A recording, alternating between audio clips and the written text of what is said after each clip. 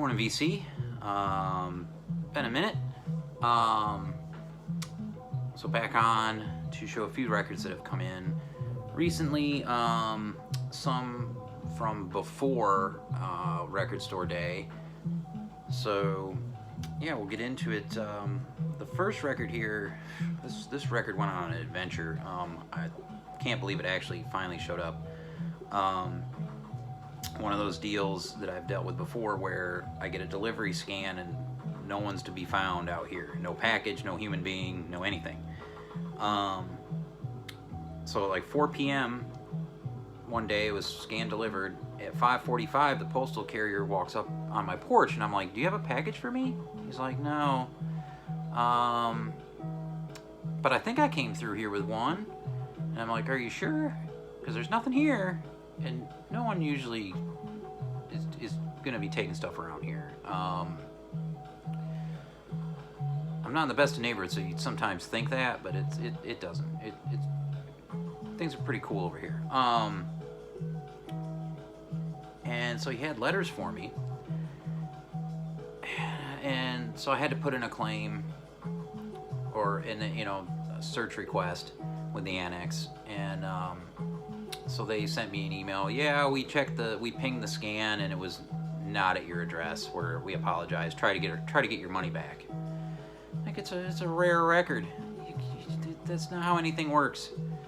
So I had to escalate my claim. I ended up talking to the supervisor.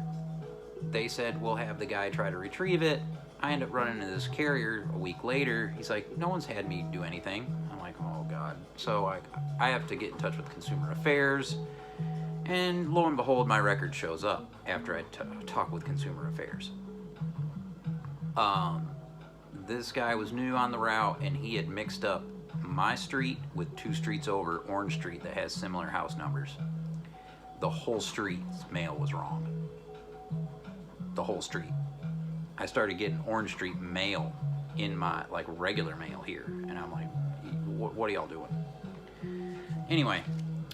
Claude Delclue and Arthur Jones, African Asia, on the BYG or Big Label, the 6th in the series, original press from France, from the 60s. And this is a fantastic lineup, fantastic record. Great drums and percussion on this record. Arthur Jones is an underrated player, someone that Teddy has talked about back in the day in his videos. Alto player. A lot of the art ensemble on board on this record. Roscoe Mitchell, Joseph Jarman on flutes. You got Malachi Favors on log drum. There's Earl Freeman here on gong, bells, and percussion. Just a fantastic LP. Has this interesting little homemade obi in here, with Japanese letters on it. Really cool.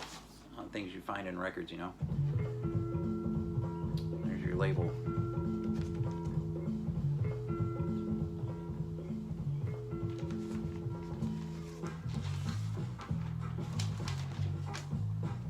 This is one that came from Autumn Records in Vermont. Really cool how they do their business on Instagram.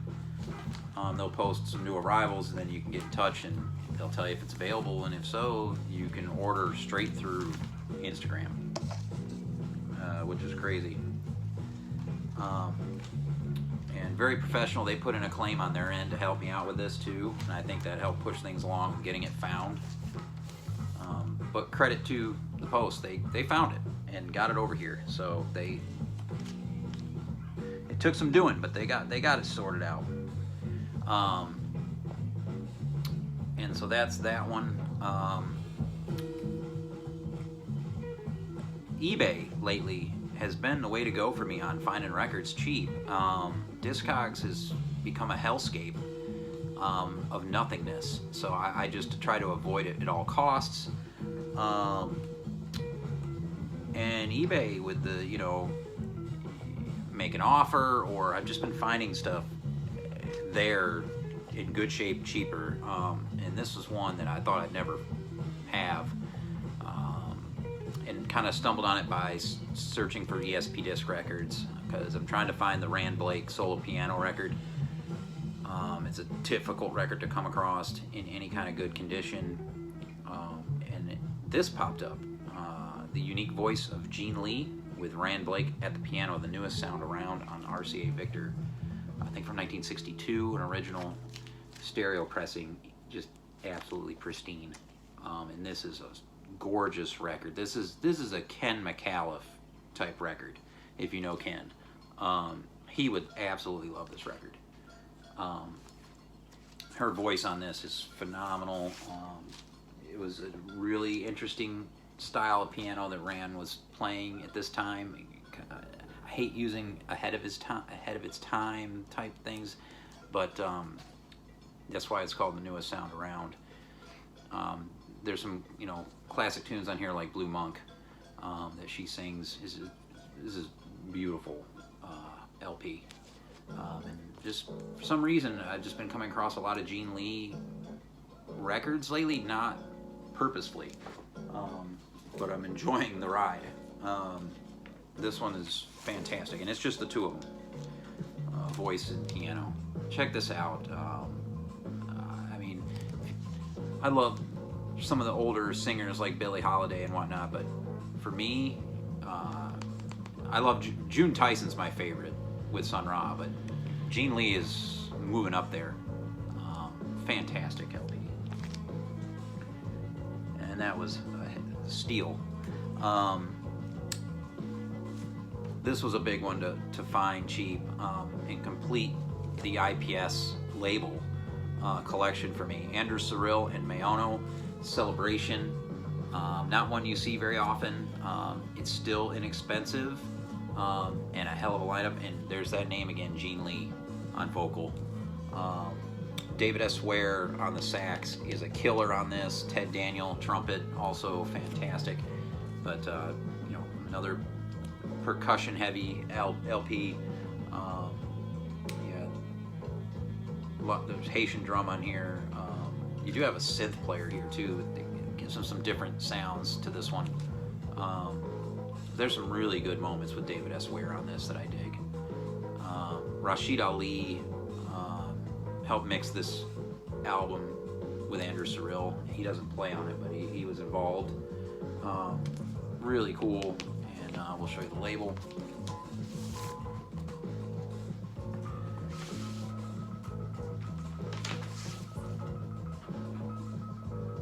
The red IPS label. I've completed this label.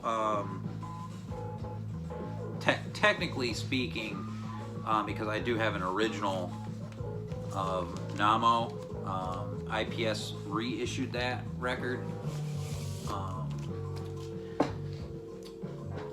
So I don't need to get the reissue. I have the original on SRP that I got from Mr. Tom Minko, the Polish Mafia. One of my heaviest pieces in the collection that I have everything else. So there's Celebration.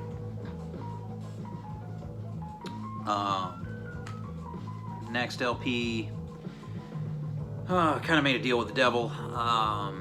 One of those crazy sellers that usually has their prices over the moon, but has the rare stuff and usually in halfway decent shape. The Sound of Blue up in Philly.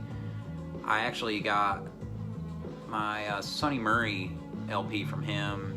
I think it cost me $50 back when I got it years ago on Philly Jazz, an original first press in nice shape. But like John was with me, and that record popped up when we were visiting Mr. Winebender in Greenville at Pharmacy Records, and I think he only paid like $30 or $35 for his copy, which was to me a steal. This guy, he had this record, and it checked all the boxes for me. Honestly, price was fair considering what the hell this goes for now online. It's a promo. It's in perfect shape, cover-wise and record-wise. The music is fantastic. So that's Khan Jamal with Bill Lewis, the River of Vibraphone Marimba Duet on Philly Jazz promo copy. Gorgeous LP. In just stunning shape. One of the nicest records in my collection now. I really like the first side, The River. The B-side has 2 cuts. But yeah, I've been looking for this one for a few years, and one I thought I'd never have, but this is the big piece I really got on Record Store Day, because I passed on going to Noble just because I couldn't pull it off, being in the line at Repo and being in the line at Noble. It just wasn't going to happen. So I wanted to get something as far as like a original press on Record Store Day, other than Record Store Day titles. So this is what I went for. So that's what we got. This record, this is one that John Digital Gramophone posted on his Instagram and put a sound sample of on there. And I dig the Folkways label and dug the cover, and so I listened to the clip, and it absolutely blew me away. I mean, just floored me how great this artist sounded. And I love how she plays the guitar. That's Elizabeth Cotten. This is Folk Songs and Instrumentals with Guitar on Folkways reissue of, I don't know the year. This is kind of a difficult record to find now, and again, eBay popped up 30 some bucks. So I just absolutely jumped on this, and it's in mint condition with the booklet, the whole deal. Phenomenal. Just love her style on the guitar. The song Freight Train, the second song on the B-side, is what John, if you know his Instagram, go there and check it out. Just gorgeous stuff. Got this filed in the blues section, but it could be, you could put this in folk or country, or but I guess John, Gordon John, Elizabeth Cotton's an icon here in North Carolina. Very happy to find that record. I think the original copies had green instead of red, or this is like a reddish orange color. Let's see. Lastly, got Black Rebel Motorcycle Club Live at Levitation. I ended up going ahead and grabbing a copy because I hadn't looked at the track listing of it. This is a Record Store Day title. It's a show from 2013. I thought it was a newer show in Austin that they played with the Black Angels, and this is the best songs from Black Rebel.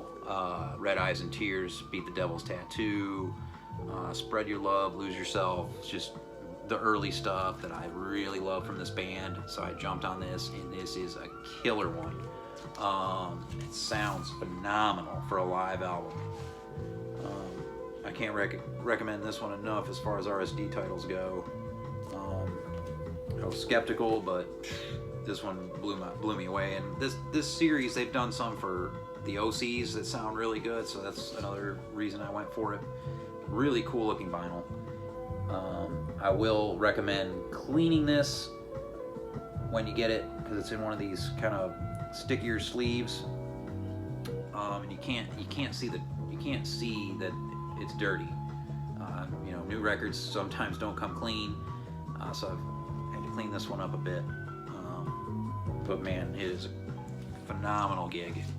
Just absolutely phenomenal. It comes with a bonus flexi with a couple of tunes on there too.